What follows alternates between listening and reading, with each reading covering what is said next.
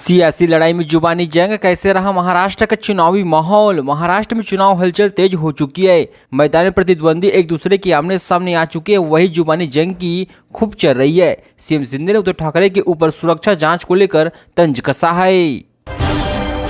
बटेंगे तो कटेंगे को महाराष्ट्र में लाने की जरूरत नहीं, योगी के नारे पर भाजपा में असहमति के असर। बटेंगे तो कटेंगे को महाराष्ट्र में लाने की जरूरत नहीं, योगी के नारे पर भाजपा में असहमति के स्वर।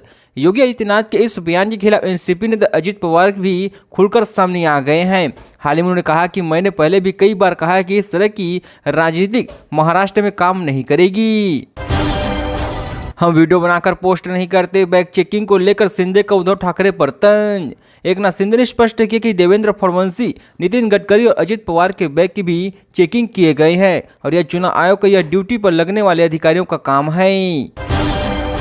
बैग तलाशी के बाद उद्धव ठाकरे के काफिले पर पुलिसिया ब्रेक। महाराष्ट्र गोवा सीमा पर रोका तो फिर भड़की। बुधवार को ठाकरे उनके बेटी तेजस तटीय कोण क्षेत्र में चुनाव प्रचार के लिए गए हुए थे। गोवा से महाराष्ट्र में प्रवेश करते समय ठाकरे के काफिले को इंसुलिन जांच चेकिंग पर रोक दिया गया, जिससे वह नाराज हो गए। सोनिया जी, आपका राहुल विमान 21वीं बार होने जा रही है क्रैश। अमित शाह पर तीखा तंज। महाराष्ट्र के परभक्षी जिले की तिंदूर में एक चुनावी रैली को संबोधित करते हुए शाह ने कहा कि सोनिया जी ने राहुल बाबा नाम के विमान को 20 बार उतारने की कोशिश की है, लेकिन 20 बार विमान क्रैश हो गया है। उद्धव फडणवीस के बाद अब एकनाथ शिंदे के बैग की तलाशी। सामने खड़े होकर देखते रहे मुख्यमंत्री। चुनाव आयोग के अधिकारियों ने अब पालघर में मुख्यमंत्री एकनाथ शिंदे के बैग की भी तलाशी लिया है। इससे पहले मुख्यमंत्री उद्धव ठाकरे और उप मुख्यमंत्री देवेंद्र फडणवीस के बैग की भी तलाशी हो चुकी है।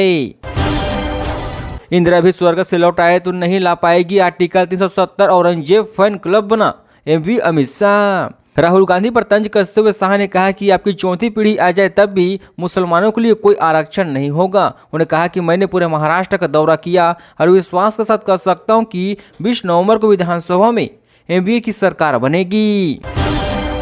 गौतम अडानी ही बताए कि मुलाकात में क्या हुआ। अजित पवार के दावे पर भड़का शरद पवार का खेमा। अजित पवार के इस दावे से सबसे ज्यादा परेशानी शरद पवार खेमे को होती दिखाई दे रही है, जो भाजपा की मुलाकात चुनाव में उतारा है। अजित पवार के इस दावे से यह संदेश जाया जा रहा है कि शरद पवार भी भाजपा से अंदर खाए डील कर रही है। यही कारण है कि शरद पवार की खेमे में हलचल मचा हुआ है। अपने पैरों पर तो खड़ा होना सीखो। महाराष्ट्र में वोटिंग से पहले सुप्रीम कोर्ट ने अजित पवार से कह दी बड़ी बात। सुप्रीम कोर्ट ने अजित पवार की एनसीपी से कह दिया कि आपको अपनी अलग पहचान के आधार पर ही चुनाव लड़ना होगा। पार्टी के नेताओं को निर्देश दे दिया कि वे शरद पवार की तस्वीर और वीडियो का इस्तेमाल न करें। नितिन गडकरी के पहले देवेंद्र फडणवीस का बैग भी खुलवाया। बीजेपी ने शेयर किया वीडियो। महाराष्ट्र भाजपा ने कहा कि जाने दीजिए, कुछ लोगों को दिखावा करने की आदत होती है। यह वीडियो देखिए। 7 नवंबर को यवतमाल जिले में हमारे नेता देवेंद्र फडणवीस का बैग चेक किया गया था, लेकिन उन्हें कोई वीडियो नहीं बनाया। महाराष्ट्र के रण में छुपा रुस्तम साबित होंगे ओवैसी। मुस्लिम वोट विभाजन से बचने की बनाई रणनीति। एमएम का यह कदम खासकर गैर मुस्लिम उम्मीदवारों को उतारने का निर्णय है। पार्टी को नया दिशा देने का प्रयास है। वो अपने अल्पसंख्यक आधार को भी बनाए रखना चाहती है। मेरी बीमारी तक का मजाक बनाया गया और मैं साथ दूं, राज ठाकरे के नाम लेते ही भड़क गए उद्धव ठाकरे। राज ठाकरे के बेटे अमित ठाकरे महिमा विधानसभा सीट से चुनाव लड़ रही हैं। उनके मुकाबले उद्धव सेना से भी कैंडिडेट उतारा गया है। पहले चर्चाएं थी कि उद्धव सेना कैंडिडेट वापस ले सकती है, लेकिन ऐसा नहीं हुआ है। इस संबंध में जब उद्धव ठाकरे से पूछा गया तो उन्होंने स्पष्ट कटाक्ष किया है। सोहेल ने दी थी सलमान खान को जान से मारने की धमकी। पुलिस ने कर्नाटक से किया गिरफ्तार। धमकी देने वाले सोहेल को लगा कि सलमान खान को मिली धमकी के चलते जो ध्यान आकर्षित हो रहा था, वह अगर आपका नाम भी जोड़ देगा तो उसे भी लोकप्रियता मिल सकती है। उद्धव ठाकरे के बाद नितिन गडकरी के हेलीकॉप्टर की भी चुनाव आयोग ने की है जांच। भड़क गई थी शिवसेना। महायुति के नेताओं ने सवाल उठाए कि अगर पूर्व मुख्यमंत्री उद्धव ठाकरे के पास कुछ छिपाने को नहीं है तो वह जांच का विरोध क्यों कर रहे थे।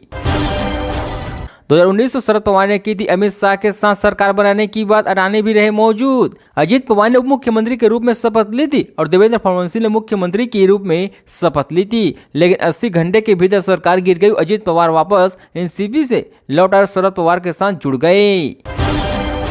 जो हाल एनडीए का वही हाल एनडीए का। महाराष्ट्र चुनाव में दोनों गठबंधन एक मुद्दे पर क्यों मौन।